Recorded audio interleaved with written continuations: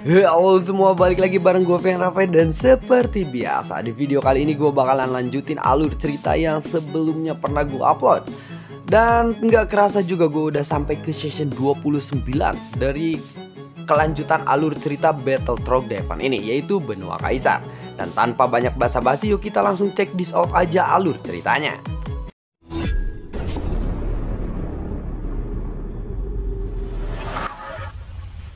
Di episode sebelumnya, setelah Xiaoyan mendapatkan armor dewa palsu generasi ketiga yang baru, saat ini Xiaoyan langsung menyentuhnya dan pikirannya lalu bergerak.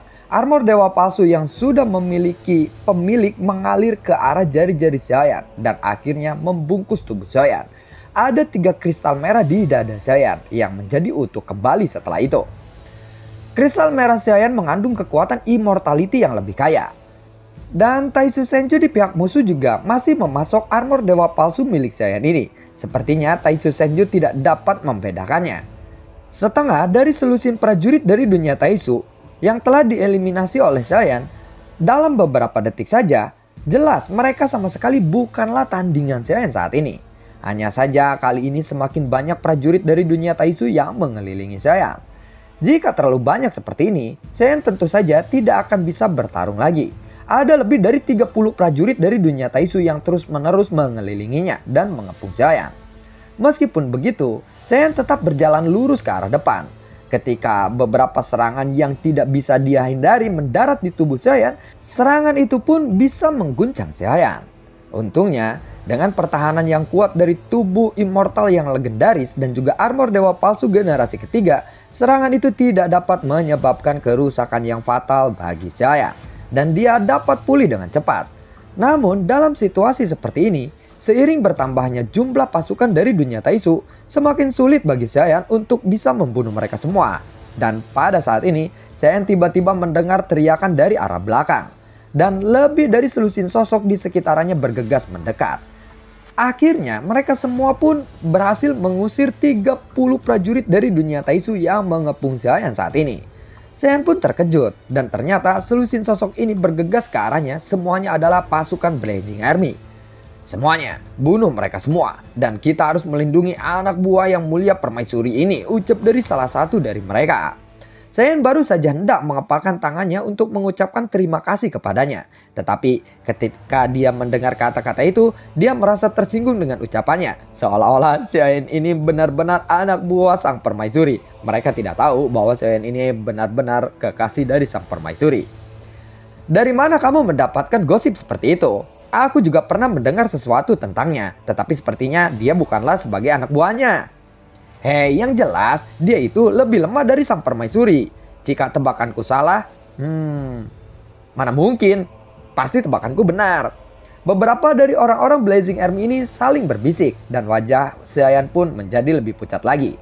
Hei, aku ada di dekat kalian. Kenapa kalian masih bergosip seperti itu? Ucap dari Xiaoyan. Sepertinya dia mendengar kita, ucap dari mereka. Tuan, kami hanya bercanda. Kami semua tahu kok bahwa Anda adalah suami dari sang permaisuri, benar kan? Ucap dari mereka lagi. Xiaoyan pun lalu mengabaikan mereka. Lalu dia bergabung di dalam pertempuran yang sebenarnya dia memang mau melesat ke arah sana. Ratusan tentara Blazing Army yang telah berkumpul di belakang Xiaoyan saat ini, tentu saja mereka mungkin mengikuti Xiaoyan karena mereka sudah tahu bagaimana kekuatan Xiaoyan ini. Tetapi Xiaoyan juga memperkirakan sebagian besar alasan mereka membantu Xiaoyan ini adalah setelah orang-orang ini mengetahui bagaimana identitas Xiaoyan yang sebenarnya. Jadi mereka langsung membantu Xiaoyan hanya demi sang permaisuri saja. Namun kekuatan tempur yang ditunjukkan oleh Xiaoyan juga membuat beberapa orang yang masih meremehkan Xiaoyan berangsur-angsur berubah pikiran. Karena mereka menemukan bahwa Xiaoyan tidaklah hanya tampan tetapi juga memiliki kekuatan. Ketika Xiaoyan semakin mempesona, pasukan-pasukan dari dunia Taisu ini menjadi semakin gelisah. Nomor urut 3 dan juga nomor urut 4. Kamu dan orang lain telah belajar dari pengalaman kalian bertarung dengan orang itu sebelumnya.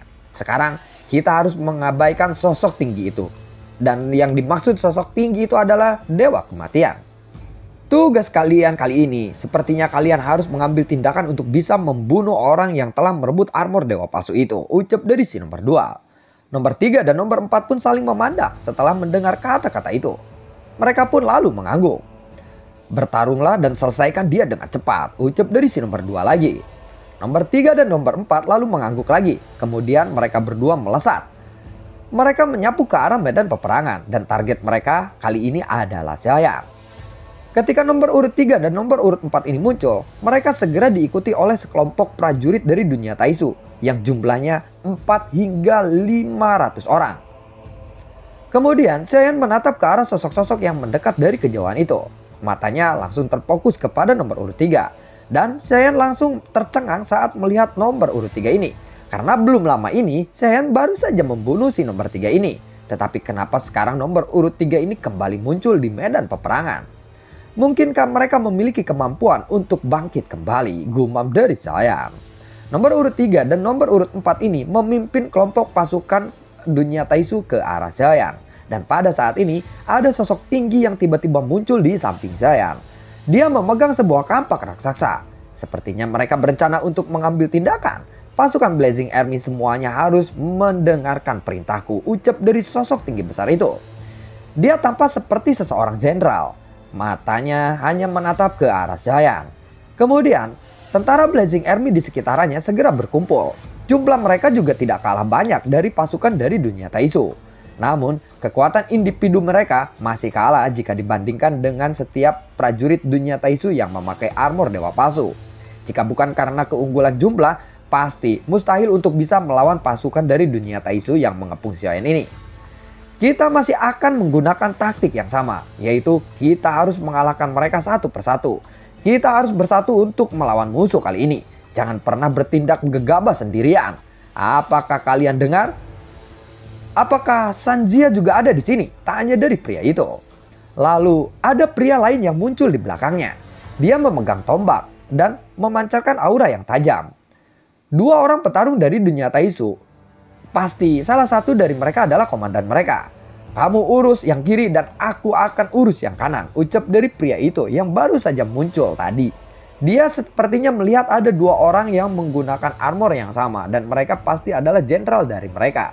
Yang dimaksud dua orang ini adalah si nomor urut 3 dan juga nomor urut 4. Kemungkinan besar mereka akan melakukan pertarungan baiwan atau 1 lawan 1. Setelah mengatakan itu, dia lalu menatap ke arah Xiaoyan.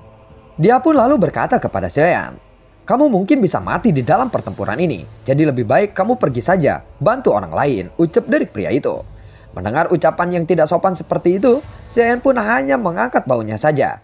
Dia tidak marah, lalu Xiaoyan melihat ke arah nomor urut 3 dan nomor urut 4 yang mendekat. Benar saja, nomor urut 3 dan nomor urut 4 ini langsung ke arah Xiaoyan atau melesat tertuju kepada Xiaoyan. Xiaoyan yang sedang memegang pedang Bang Huang Quanzong di tangannya, tentu saja tidak mematuhi perintah dari pria itu. Dia hanya pergi ke arah samping saja dan berdiam diri di tempat itu. "Semuanya ayo kita bunuh mereka," ucap dari pria itu saat melihat pasukan dari dunia Taisu mendekat. Teriakan ini segera membuat para pasukan Blazing Army bersemangat. Xiaoyan lalu mengikuti pasukan Blazing Army dan bergegas menuju ke para prajurit dari dunia Taisu. Pria yang memegang tombak raksasa tidak punya waktu untuk memperhatikan Xiaoyan kali ini. Dan Xiaoyan juga bergegas ke arah pertempuran. Sedangkan si nomor urut 3 dan nomor 4 ini menghadapi pria yang menggunakan kampak dan juga pria yang sedang menggunakan tombak yaitu bernama Saziang. Kampak raksasa itu melesat dari arah bawah ke atas. Serangan ini berisi kekuatan immortality yang sangat kuat. Serangan itu langsung mengenai nomor urut 3. Nomor urut 3 ini berhasil menghindar lalu menoleh ke arah nomor 4. Nomor 4. "Cepat cari orang itu," ucap dari si nomor 3 ini. Ketika dia berbalik, dia melihat nomor 4 sudah mulai berkelahi. Hal ini tentu saja membuat nomor 3 ini mengkerutkan keningnya.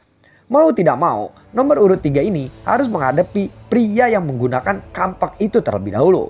Sedangkan untuk Xiaoyan, saat ini dia telah melewati nomor urut 3 dan nomor urut 4 yang sedang sibuk sementara waktu berhadapan dengan jenderal-jenderal pasukan Blazing Army. Xiaoyan terus membunuh pasukan dari dunia Taisu di medan peperangan dan dia mengambil armor dewa palsu milik mereka. Ketika Xiaoyan sekali lagi memasukkan armor dewa palsu ke dalam cincin penyimpanannya, di saat itulah Xiaoyan melihat nomor urut 3 yang telah dikalahkan telah kembali muncul. Kenapa orang ini bisa kembali hidup? Buar. Sementara itu, tabrakan-tabrakan serangan di antara pria yang menggunakan kampak dan juga nomor urut 3 sangatlah dahsyat. Serangan kedua belah pihak ini mengandung kekuatan immortality yang sangat agung. Tetapi masih terlihat jelas bahwa manusia pria menggunakan kampak itu berada di posisi yang dirugikan. Sementara serangan-serangan itu beradu. Armor Dewa Palsu nomor urut 3 ini memiliki 6 kristal merah di dadanya. Dan kekuatan immortality yang terkandung di dalamnya tentu saja tidak bisa diragukan lagi. Setiap serangannya mengandung kekuatan immortality yang sangat agung. Dan pria yang menggunakan kampak raksasa itu pun kesulitan untuk berhadapan dengannya. Serangan ganas dari nomor urut 3 membuat pria yang menggunakan kampak raksasa itu pun terdorong mundur. Daduduk, buar. Nomor urut 3 segera melesat ke udara. Dan dia mengangkat tangannya. Lalu seberkas cahaya menyapu dari ujung yang jauh dan kemudian jatuh ke telapak tangannya. Lalu cahaya itu berubah menjadi pedang dewa penghancur. Dia menatap pria pengguna kampak raksasa itu lagi. Kemudian nomor urut 3 ini mengangkat tangannya dan menebaskan pedang itu. Spring, buar. Tebasan pedangnya berubah menjadi energi pedang di udara dan menyelimuti pria yang menggunakan kampak raksasa itu secara langsung dengan kekuatan yang sangat luar biasa. Menghadapi energi yang ganas seperti itu yang terus menderu ke arahnya, ekspresi pria menggunakan kampak ini menjadi lebih suram. Dia memegang kampak raksasa dengan kedua tangannya. Jika diperhatikan lebih dekat, ternyata tangannya ini sudah berlumuran darah. Jelas kekuatan dari serangan nomor 3 ini benar-benar di luar kemampuannya. Tetapi meskipun begitu, dia tetap tidak memilih untuk berjuang. Karena tentara Blazing Army di belakangnya juga perlu mendapatkan dukungan darinya. Sebagai seseorang jenderal, dia harus memerintahkan semua orang-orang untuk bertarung. Jadi tidak mungkin dia harus mati di sini. Jadi dia pasti akan mengambil langkah mundur terlebih dahulu. Tian Lao, Dharma Karya, ucap dari pria yang menggunakan kampak itu. Kemudian sosoknya dengan cepat tumbuh hingga menjadi ratusan kaki. Kampak raksasa di tangannya juga menjadi semakin besar seiring dengan perubahan ukuran tubuh pria yang menggunakan kampak ini. Wuss, buar. Saat sosoknya bertambah menjadi lebih besar, ada energi pedang dari nomor 3 ini yang langsung melesat ke arahnya. Saat energi pedang nomor 3 ini menyapu di depannya, pria yang menggunakan kampak raksasa itu mengangkat kampaknya. Buar. Kampak raksasa itu pun bertabrakan dengan energi pedang dengan sangat keras. Dan suara ledakan dahsyat pun terdengar. Namun, selama tabrakan itu terjadi, nomor urut 3 sesekali langsung melambaikan tangannya dan pedang dewa penghancur yang lainnya pun muncul. Dibandingkan dengan pedang dewa penghancur yang tadi, kekuatan immortality yang terkandung di dalam pedang ini jauh lebih kuat. Sepertinya dia berencana untuk membunuh pria yang menggunakan kampak raksasa itu dengan secepat mungkin.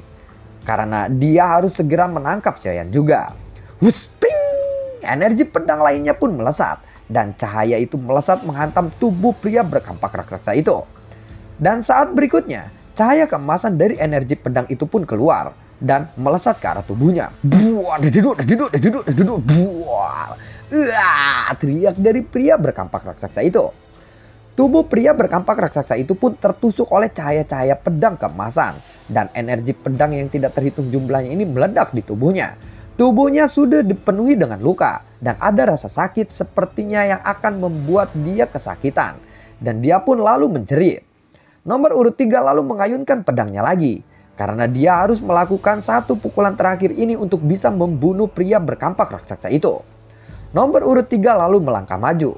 Dan pedang di tangannya langsung diarahkan ke dada pria berkampak raksasa itu. Berani-beraninya kamu mencoba bersaing denganku. Sepertinya kamu terlalu melebih-lebihkan kemampuanmu sendiri kali ini, ucap dari si nomor 3 itu. Pada saat ini, pria yang menggunakan kampak raksasa itu tidak memiliki lagi kekuatan untuk bisa melawannya. Karena tubuhnya benar-benar sudah terluka parah. Dan lukanya ini tidak dapat dipulihkan dalam waktu yang singkat. Meskipun aku harus mati kali ini, yang penting aku sudah mencoba untuk membantu permaisuri dengan sekuat tenagaku kali ini, ucap dari pria itu. Sepertinya dia telah menerima nasibnya.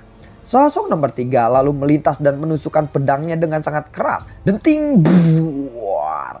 Namun tepat ketika pedang nomor 3 ini hendak menembus dada pria berkampak raksasa itu, ada sebuah pedang besar berwarna hitam yang muncul entah dari mana. Dan pedang hitam itu langsung memblokir serangan dari nomor urut 3. Apakah kamu baik-baik saja? Sepertinya kamu membutuhkan bantuanku kali ini, ucap dari Saiyan kepada pria itu. Saat Saiyan berbicara, Saiyan menggunakan Yao Bing dan mengerahkan tinjunya langsung ke nomor urut 3. Di mana saat ini nomor 3 tidak bisa bergerak akibat efek dari Yao Bing. Pukulan Saiyan pun langsung mendarat dengan keras di dada nomor 3 itu. Buar! Sosok nomor 3 pun langsung terpental jauh ke belakang. Saiyan pun langsung mengejarnya dan ada kobaran api yang bercampur dengan petir Zhu Tianlei dan kekuatan immortality langsung melonjak keluar dari armor dewa palsu miliknya. Dengan begitu, kekuatan Saiyan ini langsung meningkat secara drastis. Saat pedang Bang Huang Quanzong diayunkan, nomor urut 3 ini bereaksi dengan sangat cepat dan segera mengangkat tangannya untuk bisa memblokirnya dengan serangan pedang miliknya. Ting buar. Sepertinya kekuatanmu telah menurun, ucap dari si nomor 3. Ya, itu karena aku telah bertarung habis-habisan denganmu sebelumnya. Aku jadi penasaran, meskipun tubuhmu ini bisa kembali datang dan kembali hidup, dan aku telah menghancurkanmu sebelumnya, kamu masih bisa muncul di hadapanku lagi. Sepertinya orang-orang dari dunia Taisu memang punya metode yang luar biasa untuk bisa membangkitkanmu lagi, ucap dari saya. Baguslah jika kamu tahu, dunia Taisu memang tidak akan pernah bisa dikalahkan. Aku sudah tahu trikmu itu dengan sangat baik. Jadi aku akan berhasil mengalahkanmu kali ini, ucap dari si nomor 3. Kemudian dia menebas ke arah Saiyan. Husping! Saiyan pun berusaha untuk menahan tebasan itu. Teknik pedang petir pemakan api, teriak dari Saiyan. Buar! Suara bergemuruh pun bergema di mana-mana. Dan saat ini Saiyan sudah memahami penggunaan kekuatan immortality di dalam armor dewa palsu untuk bisa digabungkan dengan kekuatan Saiyan sendiri. Jadi begini rupanya menggabungkan kekuatan armor dewa palsuku, gumam dari Saiyan.